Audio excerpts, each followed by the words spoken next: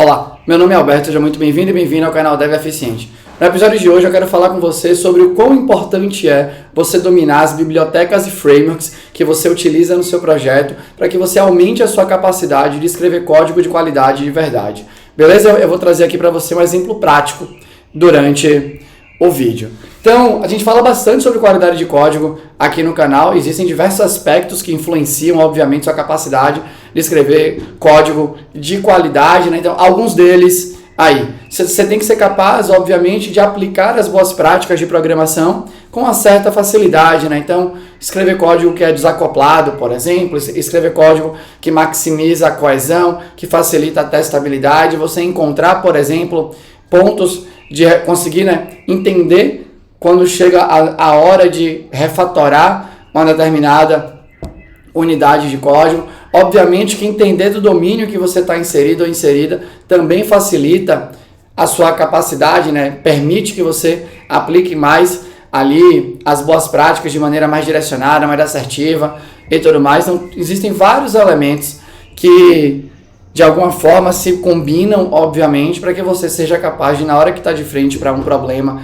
dentro de um ambiente, de um software mais complexo, com várias coisas influenciando, você conseguir tomar a melhor decisão, né? Basicamente, para mim, quando eu olho para os códigos que eu estou escrevendo, para os códigos que eu analiso e tudo mais, a capacidade de escrever código de qualidade é quando você domina o maior número de itens aí na sua mente, para que você abra espaço na sua cabeça para pensar muito mais sobre o problema do que sobre as tecnologias que você está utilizando. Lembrando que sua cabeça é uma só. Se você está pensando muito sobre uma coisa, vai sobrar menos espaço para você pensar sobre outra naquele determinado intervalo de tempo aí. E aí um elemento que eu acho, obviamente, muito importante aí, né, nesse mix, nessa composição, é o domínio das tecnologias. Por quê? Porque quanto mais você domina uma tecnologia ou várias das tecnologias que você utiliza, maior é a chance de você reutilizar algum conhecimento que já existe nessa tecnologia, te poupando de escrever código, beleza? Eu acho que esse também é um elemento importante quando você fala de código de qualidade, é a sua capacidade de diminuir o código que você vai escrever, porque quanto mais código você escreve, mais código você vai precisar manter, mais código você vai precisar testar, mais código vai envelhecer e, obviamente, vai aumentar ali as possibilidades de problemas com o passar do tempo e tudo mais. Então, se você consegue reutilizar o que já está implementado nas bibliotecas e frameworks, que geralmente são tecnologias muito bem testadas, não só testadas pela equipe que constrói o framework, mas muito quando você pega tecnologias que são muito utilizadas, e você tem várias delas nas mais variadas linguagens, aí elas são utilizadas pelo mundo inteiro. Então, está o mundo inteiro testando aquela parada em produção e de alguma forma voltando feedback. E eu trouxe aqui, né, um exemplo prático para você. Eu me sinto mais proficiente na linguagem Java e nas stacks de tecnologias que estão dentro ali, né, que são conectadas com Java. E eu trouxe um exemplo em cima de uma biblioteca muito famosa no mundo Java, que é o Hibernate Validator, que é utilizado amplamente para realizar validações de dados, independente da camada aí que você vai aplicar a validação, né? Você pode aplicar a validação lá nas suas entidades, por exemplo, você pode aplicar essa validação em entradas de parâmetros nas suas camadas de serviço, validação nas suas camadas de controllers, por exemplo, coisas do gênero, independente onde você vai, como você está codando aí, né? Com Java, geralmente você vai usar o Hibernate Validator, inclusive independente do framework, né? Você está usando, seu framework base é um Springão da vida, é um Quarkus da vida, é um Micronaut da vida, pouco importa, todos eles se integram com o Hibernate Validator para facilitar os mecanismos aí de validação, beleza? E aí se liga nesse exemplo aqui, né? Deixa eu já compartilhar aqui o que eu vou mostrar para você. Aqui, beleza. Então, certa vez, né, num desafio da jornada Dev Eficiente, e aí era a minha ignorância também, eu estava ali fazendo, tinha uma parte do cadastro de usuário, né, de pessoas que estavam comprando na Casa do Código, e você tinha um campo que era o seu CPF/CNPJ. E era um campo só que ia entrar pelo controller, era por um método do controller, e você tinha que validar se aquele campo era um CPF ou era um CNPJ. Beleza? E aí, até onde ia o meu conhecimento? Eu sabia que no Hibernate Validator tinham duas anotações que eram relativas a essas duas validações que eu precisava, né? Então, lá no Hibernate Validator, na biblioteca padrão deles, sem colocar nenhuma extensão, você já tem uma validação específica para CNPJ e uma validação específica para CPF. Mas você não tem, pronto, uma validação que combina as duas. Beleza? O helicóptero está passando aqui. Você não tem uma validação pronta que combina as duas. Aí eu falei, beleza, né? Então eu vou criar a minha validação customizada. Você tem essa possibilidade aqui, né, de criar uma custom validation. E eu, nessa minha validação, eu vou compor essa minha validação com o código que está por debaixo da anotação do CPF, mais o código que está por debaixo da anotação do CNPJ. E eu fiz isso. Criei uma classe a mais, criei uma anotação minha a mais.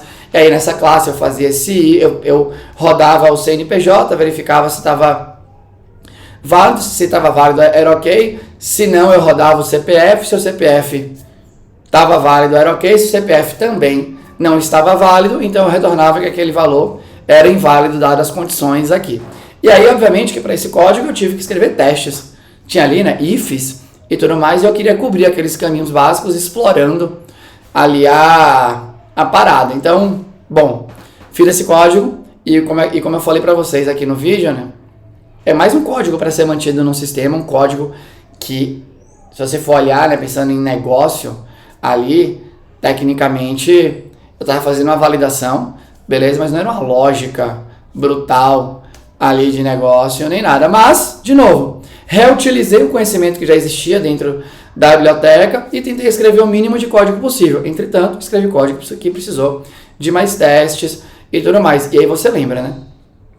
Porque acho que você que está vendo aqui esse vídeo, se você já codou em sistemas e trabalha na empresa e tal, você sabe que uma vez que uma classe é criada com um objetivo, com o passar do tempo e crescimento, obviamente, da aplicação, da complexidade da parada e tudo mais, não é anormal que aquela classe que foi criada com um objetivo comece a receber outras lógicas ali dentro, deixando ela um pouco menos coesa, deixando a responsabilidade dela um tanto quanto atrapalhada e por aí vai. Mas não é anormal, acontece. A melhor maneira de você não permitir isso é se você não tivesse esse código. Por isso que eu falo, né, que não eu falo, né, essa frase é muito comum. Melhor do que refatorar, escrever, é apagar código. Quanto menos código você tem, menos código você tem para manter, supostamente menos potencial de problemas você tem para ter em produção, então, em geral, tudo melhora. E aí é o que tá, né? Uma pessoa que era aluna da jornada DR Eficiente e tudo mais, resolveu esse mesmo problema como? Usando de maneira mais interessante o framework. Aqui no Hibernate Validator você tem uma seção que chama Boolean na documentação. Você tem uma seção que chama Boolean Composition of Constraints. Então o que você pode fazer? Eu posso criar um metadado específico aqui, né? Para quem é de outra linguagem, tipo assim, TypeScript, um annotation no Java é um decorator, se eu não me engano, no TypeScript. Também acho que é um decorator que é chamado lá no Python, que são esses metadados que você coloca, sei lá, em métodos, funções, classes, que podem ser lidos pelo framework através de código ali, né, de metaprogramação e tudo mais. Você vai lá para o C# e você tem os attributes que você pode adicionar, e isso é muito comum em, enfim, né, todo stack. Aí. E aqui você tem esse lance que chama de Boolean Composition of Constraints. O que é isso, basicamente? Você pode criar um metadado seu e meio que programar via metadado aqui, né? Como? Você fala que agora essa annotation, na verdade, é uma composição com or. Aqui. É uma ou outra. Uma ou outra é o quê? Nesse caso aqui, o exemplo da documentação, ou é um pattern aqui, né, que busca que a palavra tenha os caracteres de A a Z aqui, ou ela tem que ter, né, entre 2 e 3 caracteres. Percebe que ele compôs a validação aqui. Então, eu, por exemplo, poderia fazer uma constraint composition com @CPF e @CNPJ. E acabou. Estava pronta a implementação. E aí eu poderia fazer o quê? Eu já poderia usar um teste de entrada, por exemplo, ali no meu endpoint, um teste mais integrado ali da minha API para estressar um pouco as entradas de dados, para explorar caso eu quisesse. Mas um teste de unidade eu já não precisava fazer aqui, porque nem código tem, né? Nem código tem. Se você quisesse aqui fazer um teste desse, caso você quisesse aqui, acho que é menos sobre certo ou errado, ou sobre o quanto você está disposto a arcar de custo, né, de esforço para testar a sua aplicação, você poderia fazer um teste verificando se a sua annotation, que é válida CPF CNPJ, está com as annotations CPF CNPJ, né? Não me parece um teste daqueles muito úteis e tudo mais. Aí percebe que, sem fazer código nenhum de classe, não fiz nenhuma classe, sem implementar nada ali, eu conseguiria chegar no mesmo objetivo. Eu não estou dizendo que seria um resultado diferente. Eu estou dizendo que é o mesmo. Eu chego no mesmo resultado e, potencialmente, chegando por um caminho mais interessante, né? Que me gera menos esforço, que me gera menos necessidade de manutenção naquele código, porque afinal de contas eu estou usando a construção que é pronta da biblioteca. Beleza? Então, eu quis trazer esse exemplo porque eu de fato considero que é extremamente importante você dominar as tecnologias que estão sendo utilizadas no seu projeto. Dominar significa, ainda mais que essas tecnologias, né, esses frameworks que trabalham na camada web e tudo mais, eles vão colocando coisas novas o tempo inteiro, porque a galera está usando em cenários variados o tempo inteiro, no mundo inteiro.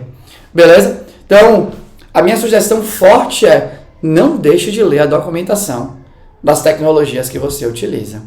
Não acredite, né, não siga basicamente tutoriais que você encontra na internet, ou mesmo apenas as sugestões que você encontra em canais do YouTube, né? Tipo esse daqui, obviamente, ou sugestões via assistentes de código, tipo Copilot, Copilot Chat, ou o próprio Chat GPT, porque ali você sempre vai ter uma visão que é uma visão recortada da parada que a pessoa pensou para o cenário dela. A documentação das tecnologias abrange tudo que a tecnologia pode te oferecer. Você pode querer ler sob demanda? Pode. Você pode ler sob demanda. Mas quando o problema aparece e você não tem aquele conhecimento,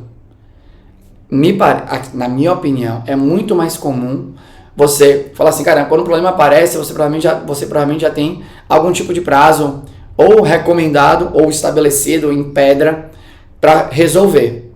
E aí, o seu objetivo não vai ser aprender mais sobre a tecnologia, vai ser resolver o problema. E você provavelmente, obviamente, cada pessoa é diferente, mas você provavelmente vai seguir por algum caminho que te pareça mais palatável naquele momento, uma sugestão no Stack Overflow, de um chat GPT, de algum post de blog que você encontre. Fala assim, olha, eu resolvi desse jeito. Mas sem você conferir na documentação, você pode estar resolvendo o problema de uma maneira menos eficaz do que seria possível. Agora, se você é uma pessoa proativa em relação a ler as documentações das tecnologias que você utiliza, pode ser que você passe por alguma coisa que você não precise naquele momento, mas quando você precisar, vai ativar a coisa genial que você tem aqui, que é o seu cérebro, que talvez ele pense assim, caramba, eu já vi isso na documentação. Deixa eu lá consultar essa parada para ver se eu não consigo resolver. E aí é outra história. Beleza? Mas basicamente era isso, né? Eu sou uma pessoa que realmente acredito fortemente que você deve dominar as tecnologias, deve tirar o máximo de proveito de cada tecnologia que você decidiu utilizar no seu projeto. Acho que você deve consumir sem eira nem beira, usar tudo. E aí, obviamente, depende da sua estratégia dentro do software. Você pode querer aceitar o acoplamento com essa tecnologia em várias camadas do seu software. Na minha opinião, isso aqui é um assunto para outro vídeo, beleza? Mas na minha opinião depende muito do nível de maturidade da tecnologia que você está se acoplando.